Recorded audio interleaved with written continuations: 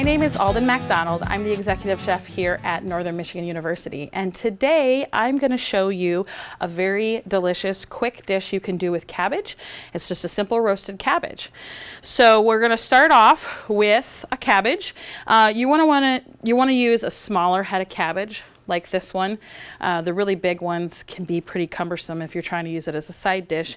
If you do have a big cabbage, you can totally do this with just half. It works just fine, and the other half you could use for something else, like a coleslaw, or even branch out and make your own sauerkraut, which would be really cool. So the first thing we need to do is we need to clean up our cabbage. So as you can see, we have some loose leaves. So we're just gonna peel those off. Pretty simple. And you want to get down to the layers where it's really tight. As you can see, some critters have gotten kind of on ours, but that's perfectly fine. Our critters got to eat too, and vegetables grow out of the dirt, so that's not a surprise. So once you get to here, if you see any more dirt or anything, you're going to wash it off. This one looks pretty clean. So the first thing I'm going to do is I'm just going to trim off the bottom. And there are two reasons I do this. One, I'm going to get probably a couple more layers off that way to make sure that we're clean.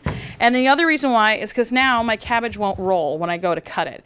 And that's really important because one of the most dangerous things is a rolly piece of anything to cut when your knives are nice and sharp. So this won't roll anywhere. And I'm just going to take this and cut it into wedges. Another thing to think about when you're cutting is you always want to cut on the flat edge always. So I'm going to turn these over. I'm not going to try to cut them like this. I'm going to cut them like this. I'm going to cut this in half again. Notice I put my hand here and here so that I don't risk cutting myself.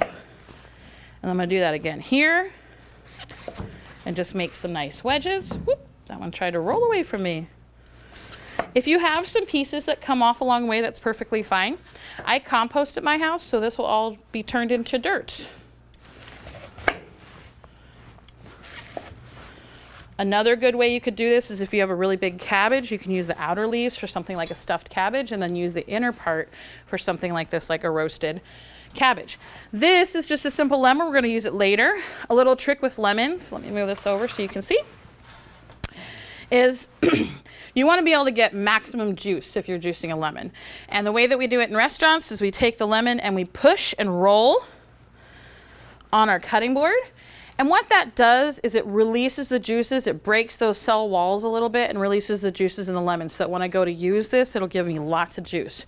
So while I'm here, I'm just going to cut this in half. Now I have this lovely lemon that I'm going to set aside. And then I'm going to grab my sheet tray. I'll be right back, and we're going to put these on a sheet tray. I'm back. I've got a sheet tray here.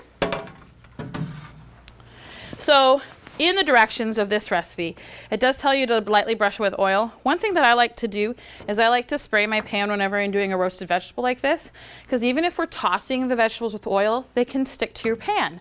And personally, I don't like to spend a lot of time after I'm done cooking scrubbing my pans. So a little release, and this is basically just oil that you're putting on your pan anyway.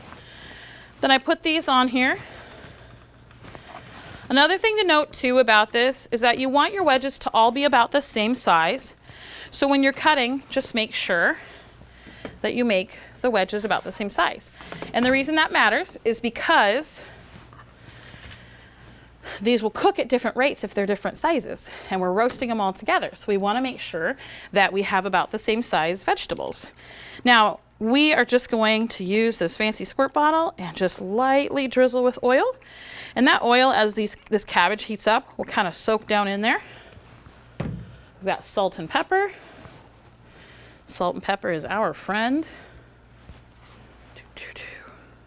Here's that. Little pepper. And then I'm going to put these in a nice hot oven, 450 degrees. And it goes for about 20 to 30 minutes. And I'm going to flip those once. So I just let these roast for about 15 to 20 minutes. I check them. If they start to look brown and they're bubbling, then I'm just going to take some tongs, flip them over. They're going to fall apart a little, and that's totally fine. So I'm going to put these in the oven.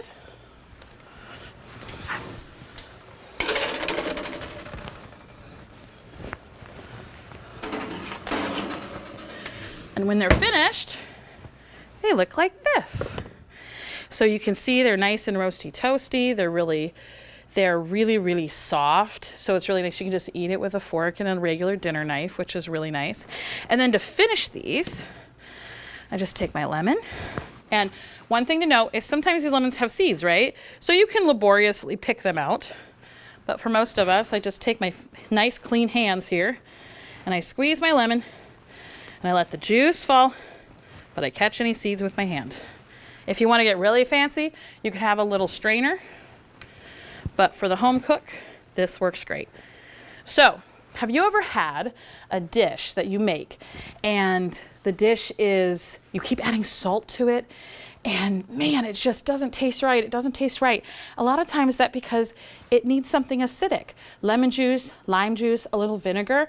So that's a little trick to get your flavors in your, especially your vegetables to really pop, is to add a little lemon, lime, or vinegar. So that's what we did here. And now we're ready to go.